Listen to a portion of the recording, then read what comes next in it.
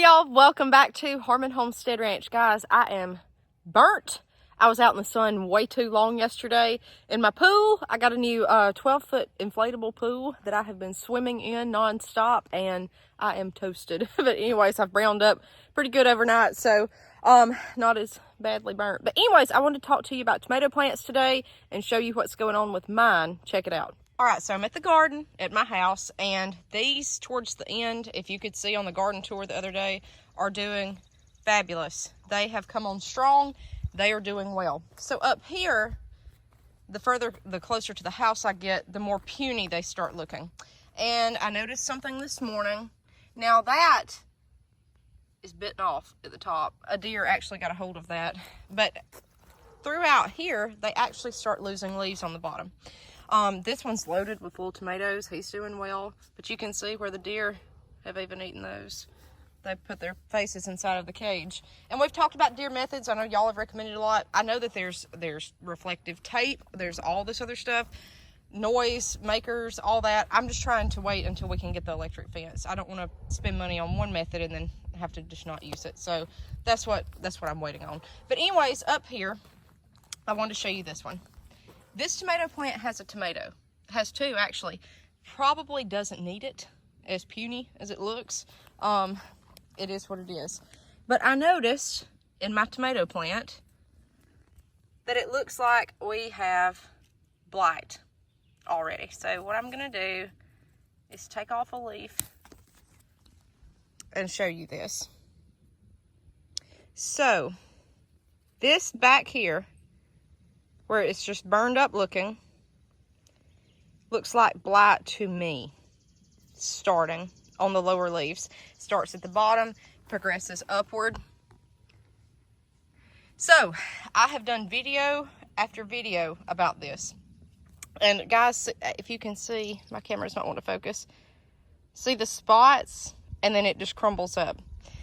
Every tomato plant I've ever planted here in central Alabama ends up with blight.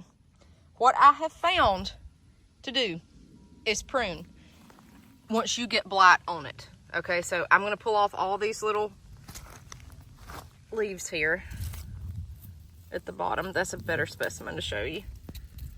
You can see the spots coming up the stem. That, to me, I'm not a plant expert, but I've gardened for years. That is blight. And then your leaves just shrivel up and die. So you want to get this on off the plant. If you see anything good looking on here, though, leave it. Yes, that is definitely blight. See that leaf? To me. Okay, so what do I do for blight? Yeah, that one's getting it too. It works up the plant.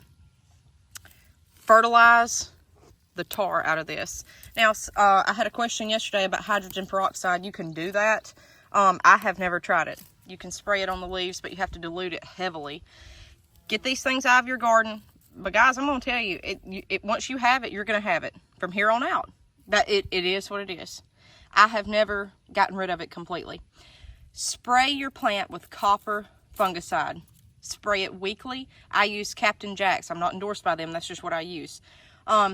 It's like a natural type thing. It works. It doesn't cure it though. Okay? It just slows it down. Yeah, you can see right there on this. Let's see here. Oh, if I can zoom in, maybe. It's hard to pick up on this phone camera. See the little spots? That's blight. So you see this in humid areas. Alabama, we've got it. We've got it. So spray it with copper. You can do the hydrogen peroxide. Fertilize the tar out of these. I don't care if you use chicken manure, Miracle Grow, whatever you want to use. Any type of fertilizer, throw it to it. You want the plant to keep growing because it will grow with blight. It will grow and it will produce. The problem is that now it's going to want to get on these tomatoes. And if you can see here, probably the wrong time of day to film this because the sun is so bad. On the little, let's see if we can zoom in. It's on the tips there. So the tomato is not affected, but it will be when it keeps spreading. It's on those little leaves. Blight will take over your plant and it'll make it just rot. Your tomatoes will start rotting. A lot of people contribute that to wet weather, which we have had record rain here in Alabama. Last year it was a drought, now it's flood. We're expected to have 5 more days of rain this weekend, Memorial Day weekend. So This is by Memorial Day every year. I always see blight, and I plant in April, always. This is a new location. You do the best you can, but if you start seeing spots on your leaves dying, that's probably what it's going to be. I see one at the bottom here, and it's by contact. It's fungus, spores, so everywhere I'm touching, this is just spreading, okay? It is what it is. I don't see it on the other plants yet, so now would be a good time to go in and put copper on them. You can spray copper as soon as they're put in the ground. They say that will help. Copper does slow it down. This is kind of like a chronic disease with this plant. You're not going to cure it, but you can get ahead of it and get an actual harvest. And see on the stem there, the sun's making my phone not focus. See those little spots right there? That's blight. So fertilize these plants to make them outgrow the blight. That's all you can do. That is truly all you can do. And the neighboring plants will start to get it, which this one is. Further on down there, we have no blight. So that is blight. That's how to treat it. Keep them clean. Leaves on the ground, they say that'll increase it. Guys, I think I could stand on my head and I would still get blight. It doesn't matter what we do. There's Buster Brown. He's come to say hello on the video. And hey, Buster. This one's getting it. But I had a comment from a subscriber yesterday, or from somebody on one of my tomato blight videos, because I've done so many of these. And he said, look, the copper actually works. He put copper in the ground. I've showed you that before. Copper is a natural fungicide. It keeps fungus at bay. People would put copper pennies in their shoes. You can put copper pennies in the ground. They have to be before a certain year. And a lot of people say that helps with electroculture, that it'll actually help your plants grow. I think it may, because it will deter disease. It will help prevent it. But I don't think copper helps these grow. That's just me. I may be wrong. I've done videos on it. It seemed like they grew better, maybe, but not enough to where I can say for sure, like, yeah, you need to have copper stakes and wires out here because it'll make your plants grow so much better than the other ones. I don't buy that yet. That's just me. But anytime you have a lot of rain, humidity, that's a canning lid I'm using for crows and birds. Keep something flashing down here. You're going to have it, okay? Now this one, like, I could prune the bottom, and that's the second question I get. Like, do you prune your tomato plants? No, I don't. No, I don't. And this is why. If I don't prune them and leaves are on the ground, yeah, they're probably going to get blight. But guess what? If I do prune them, they still get blight.